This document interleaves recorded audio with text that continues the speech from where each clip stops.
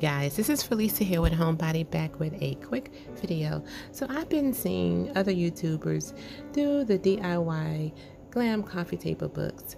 This one is done by Mimy Glam Design. I'll leave the link to her channel below. I think they're so cute, so glam, and they look really good with her decor. I've also seen them done by Green Crystal Rose. Hers also looks so unique, so glam, and I'm gonna leave the link to her channel below. So I love their DIY glam coffee table books, designer coffee table books. So I decided to make some on my own.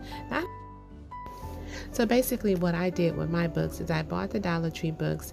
I took the original cover on the book, flipped it inside out, and placed my letters on it. The silver book that you're looking at now, I use wrapping paper left over from Christmas.